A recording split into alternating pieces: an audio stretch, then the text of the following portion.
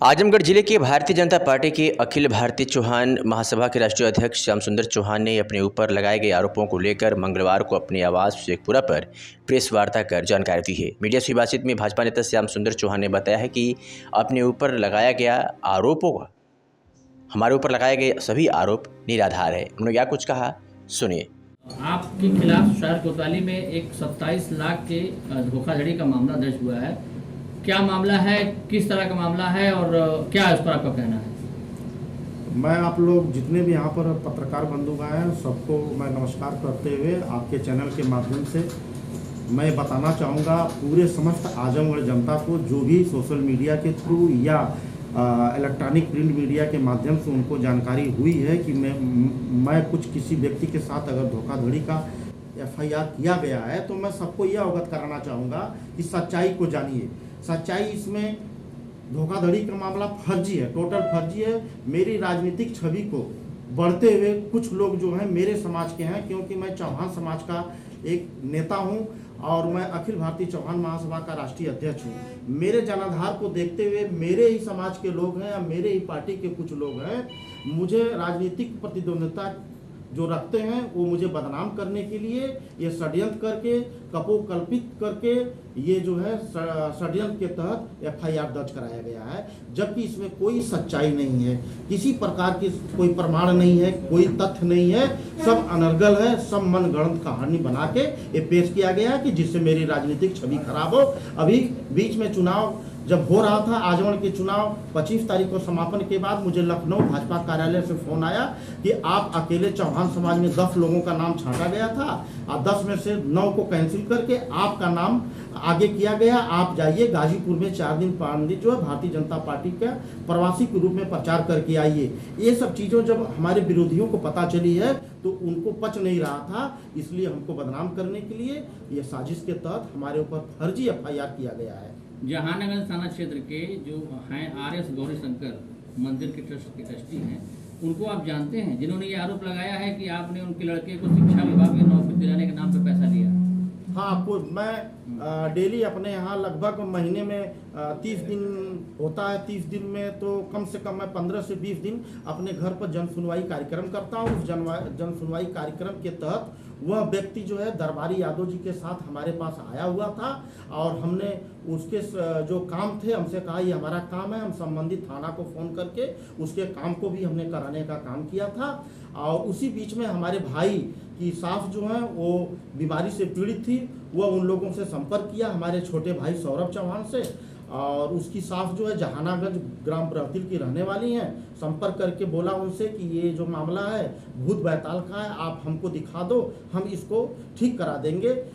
हमारा भाई की गलती है कि उसने हमसे नहीं बताया और उस तांत्रिक के चक्कर में आ गया और अपने सास को वहाँ दिखाने लगा और उसने उनको ठीक करने के एवज में 1.5 लाख रुपये लिया और 50,000 रुपये सामान जो पूजा पाठ करना उस सामान के एवज में, और 15,000 रुपये पितरों को बैठाने के लिए गया ले जाने के लिए भाड़ा लिए। इस तरह मिला के लगभग 2,15,000 रुपये हमारे भाई से वो ठगी करके लिया। और जब इनको हमारे भाई को जब ये लगा कि उसकी सास को कोई फायदा नहीं हो रहा है, तब उनसे वो लगा पैसे की डिमांड करने। और उसी बीच में हमसे बातचीत हुई तो हमने बोला कि इनको ले आके किसी अच्छे हॉस्पिटल में तुम दिखाओ। जब वो अच्छे हॉस्पिटल में लेके गया तो पता चला कि इनको कैंसर है। तो तभी से हमारा भाई जो है, इनको तांत्रिक जो थे गौरीशंकर, जो हमको फर्जी मुकदमा हमको लिखवाए हैं आजमगढ़ कोतवाली नगर में, उनसे पैसे की डिमांड करने लगा।